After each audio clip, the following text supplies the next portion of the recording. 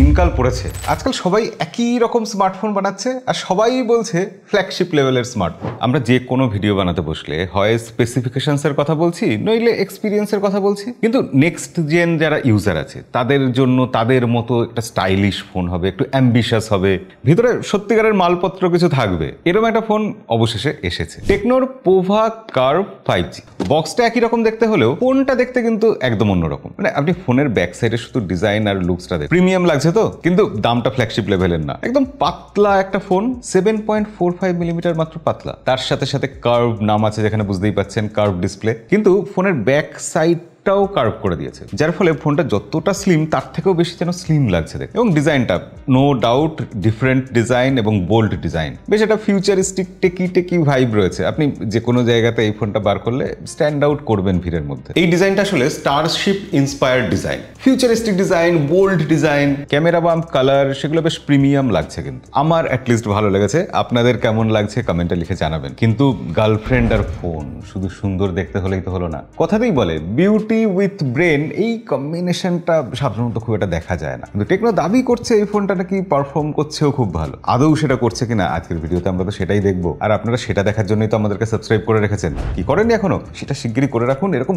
আরো interesting video খুব শিগগিরই আসছে। প্রথমেই বলি যে শুধু লুকস সুন্দর হলেই হবে না, এর মধ্যে ভিতরে সত্যি স্মার্ট কিছু মেটেরিয়াল থাকতে তো হবে, প্র্যাকটিক্যালি যেগুলো আমাদের জীবনকে সহজ করতে পারবে। এই ফোনের এরকম দুটো জিনিসের কথা শুরুতেই বলে রাখি। স্পেসিফিকেশনস তো বলবো, ওটা তো চলবেই ভিডিওতে, দামও শুনতে পাবেন, দাম শুনলে চমকে যাবেন যদিও, কিন্তু আপাতত ওই দুটো অন্যরকম জিনিসের কথা বলি। টেকনোর এই পোভা কার্ভ 5G এই ফোনটাতে ইন্টেলিজেন্ট সিগন্যাল অপটিমাইজেশন সিস্টেম রয়েছে। এবার সেটা কি জিনিস সেটা বুঝতে হবে। এই জিনিসটা আসলে দুটো ভাগে ভাগ করা যায়। প্রথমটা হচ্ছে ইন্টেলিজেন্ট সিগন্যাল হাব সিস্টেম। এখানে যেটা হয়, ধরুন আমরা কোনো বেসমেন্টের ক্যাফে বা রেস্টুরেন্টে গেছি, সিগন্যাল আসছে না, দ্রুতগামী ট্রেনে চলে যাচ্ছি, সিগন্যালের প্রবলেম তো হবেই, কিন্তু এখানে কন্টিনিউয়াস সিগন্যাল রিসেপশনকে অপটিমাইজ করে চলেছে, যাতে আমরা একদম স্মুথ একটা কল এক্সপিরিয়েন্স পাই। কিন্তু হার্ডওয়্যার লেভেলেও কিছু আছে। এখানে যে অ্যান্টেনা এনক্লোজার আছে সেটা ফোনের 86.5% কভার করছে, তার ফলে যেসব ব্লাইন্ড স্পট আছে সেই সব জায়গাতেও আমরা ফাস্টার নেটওয়ার্ক পাবো। এরা এখানে ভিও ওয়াইফাই ডুয়েল পাস ইউজ করেছে, মানে সোজা কথায় আমরা যারা রিমোট এরিয়াতে থাকি, যেখানে সিগন্যালের সত্যিই প্রবলেম হয়, সেখানে সিগন্যালকে অপটিমাইজ করা হচ্ছে এবং এই জিনিসটা আমাদের কাজে লাগে। আর এটাকেই টেকনো নাম দিয়েছে India's first no network communication. জিনিসটা একটু হলেও কাজে লাগে, আর আমাদের তো এইসব প্র্যাকটিক্যাল জিনিসগুলোই দরকার একটা ফোনে। মানে আজকাল যে এআই এর ফাংশন, যেটা নিয়ে এত হাইপ, সেটা এবার সাধারণ মানুষের কাছে, যারা এআই বোঝে না তাদের জন্য যাতে সহজ হয়ে যায়, এরকম ভাবেই করা হয়েছে। বাংলা ভাষা তো এটা সাপোর্ট করছেই, তার সাথে সাথে হিন্দি, তামিল, গুজরাটি, মারাঠি এইসব ভাষাগুলোও সাপোর্ট করছে। ওকে, তাহলে এবার গোড়া থেকে স্পেসিফিকেশন দিয়ে শুরু করা যায়। শুরুতেই তো বললাম ফোনটা খুবই পাতলা, 7.45 মিলিমিটার মাত্র এটার থিকনেস, এবং তার জন্য কিন্তু এই ফোনের ব্যাটারিতে কম্প্রোমাইজ করা হয় না। 5500 mAh ব্যাটারি আছে। এইরকম পাতলা ফোন, এইরকম সাইজের ব্যাটারি দিয়ে এটা ইন্ডিয়াতে প্রথম, এবং তার সাথে সাথে বক্সে একটা চার্জার আছে, আলাদা করে চার্জার কিনতে হবে না। সেই চার্জারটা এই ফোনটাকে 45 ওয়াটের ফাস্ট চার্জিং দেবে। মোটামুটি 45 থেকে 50 মিনিটের মধ্যে ফুল চার্জ হয়ে যাচ্ছে। আর এই ব্যাটারি দিয়ে এই ফোনটা কিন্তু বেশ হালকা, ওজন 177 গ্রাম। তার মানে যে ফোনটা খুব ছোট এরকম নয়, দেখতে ছোট লাগছে, কিন্তু ফোনটার ডিসপ্লের সাইজ 6.78 ইঞ্চি। এটা একটা AMOLED panel, obviously curve panel, আপনারা তো জানেন কার্ভ ডিসপ্লের প্রতি আমার একটা আলাদা দুর্বলতা রয়েছে। স্ক্রিন টু বডি রেশিও 93.8%, সেই কারণেই ফোনটাকে খুব বড় মনে হচ্ছে না। স্পেশালি গেমারদের জন্য এই ডিসপ্লেতে 144 হার্টজের রিফ্রেশ রেট রয়েছে এবং পিক ব্রাইটনেস কিন্তু 1300 নিটস।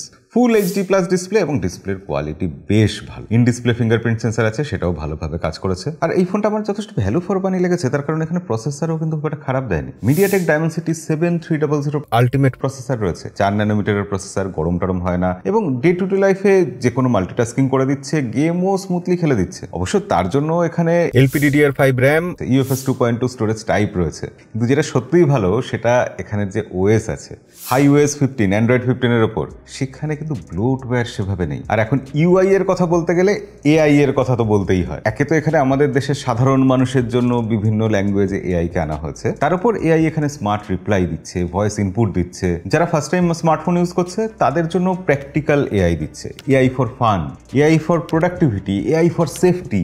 যেমন একটা উদাহরণ দিই, ধরুন এটা এই সেগমেন্টে ইন্ডিয়াতে প্রথম ভয়েস প্রিন্ট সাপ্রেশন সাপোর্ট করছে। মানে যখন ভিড় জায়গায় কোলাহলের মধ্যে, আওয়াজের মধ্যে কথা বলছি, তখন এটা ভয়েসকে ঠিকঠাক ফিল্টার করে পাঠিয়ে দিচ্ছে এআই এর মাধ্যমে। আর একটা উদাহরণ, এই সেগমেন্টে ইন্ডিয়ার প্রথম স্মার্টফোন এটা, যেখানে এআই অটো কল অ্যান্সার করে দেবে। আপনি যেরকম টাইম সেট করে দেবেন সেই অনুযায়ী আপনি যদি কলের অ্যান্সার করতে না পারেন এআই নিজেই অ্যান্সার করে দেবে আপনার। এছাড়া এআই অল ইন ওয়ান, এলা এদের নিজস্ব এআই সেটা তো আছেই। এখানের এআই ফটো প্রবলেম সলভিংয়ে হেল্প করছে। এছাড়া এআই ইরেজার 2.0 যেটা আজকাল না হলেই চলে না। AI real time call translation, summary বার করে দেওয়া, সেগুলো সবই করে দিচ্ছে। ইভেন হোয়াটসঅ্যাপের ক্ষেত্রেও করে দিচ্ছে। আর কি বাকি থাকে?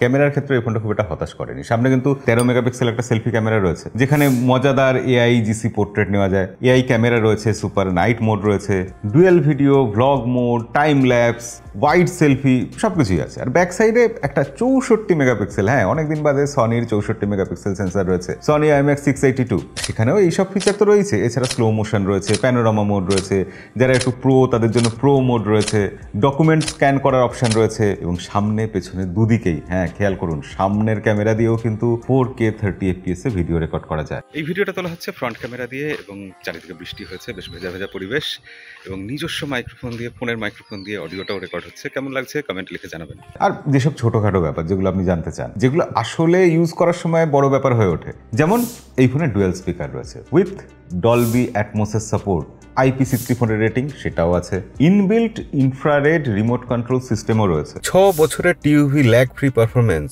র্যাম বুস্ট করতে চান সেটা বুস্ট করারও অপশন রয়েছে। বাই দ্য ওয়ে বলে রাখি, এই ফোনটা কিন্তু দুটো ভেরিয়েন্টে পাওয়া যাচ্ছে, 6GB প্লাস 6GB আর 8+8GB র্যাম। আর কালারও তিনটে রয়েছে, ম্যাজিক সিলভার, নিয়ন ক্রেয়ন, আর থার্ড কালারটা হচ্ছে গিক ব্ল্যাক। যে নাম দিয়েছে সে মনে হয় কবিতা টবিতা লিখতো, কি সুন্দর ছন্দ মিলিয়ে নাম দিয়েছে, বাহ একদম রাইম হয়ে যাচ্ছে। এবার সব শেষে যেটা সব থেকে বড় প্রশ্ন, ফোনটা কত দামে পাওয়া যাবে? এই ফোনের বেস ভেরিয়েন্ট পাওয়া যাবে 15,999 টাকায়, ফ্লিপকার্টে পাওয়া যাবে। এরপর 8+8GB ভেরিয়েন্টটা সেটা পাওয়া যাবে 16,999 টাকায়, অফলাইনেও পাওয়া যাবে। এবার অনলাইন প্রি বুকিং কিন্তু অলরেডি চালু হয়ে গেছে, সেটা যদি আপনি এখন করেন তাহলে বেশ কিছু গিফট আপনি পেয়ে যেতে পারেন। এই অ্যাসিওর্ড গিফটগুলোর মধ্যে রয়েছে রয়্যাল এনফিল্ড মোটরসাইকেল, একটা স্টাইলিশ স্কুটার যদি ডিসপ্লে ভেঙে যায়, ফ্রি স্ক্রিন রিপ্লেসমেন্ট, এছাড়া এক্সটেন্ডেড ওয়ারেন্টি পেতে পারেন, এছাড়া অ্যামাজন ভাউচার বা অন্যান্য স্পেশাল অফার সেগুলো তো পেতেই পারে। এবং এরপর আপনার যদি মনে হয় ফোনটা ইএমআইতে নেবেন, তাহলে 10 মাসের ইএমআইতে, নো কস্ট ইএমআইতে পেয়ে যাবেন। 57 টাকা প্রতিদিন ইএমআই দিতে হবে, বুঝতে পারছেন? এই এত কম দামে পাওয়ার জন্য আর কি কি করতে হবে, কি কি বিস্তারিত জানার আছে, সবকিছু ডেসক্রিপশনে লিঙ্ক দিয়ে রাখবো, সেখান থেকে দেখে নেবেন। আর আজকের ভিডিও ভালো লাগলে লাইক করে দিতে ভুলবেন না। দেখা হবে পরের ভিডিওতে। আজকের মতো বিদায়।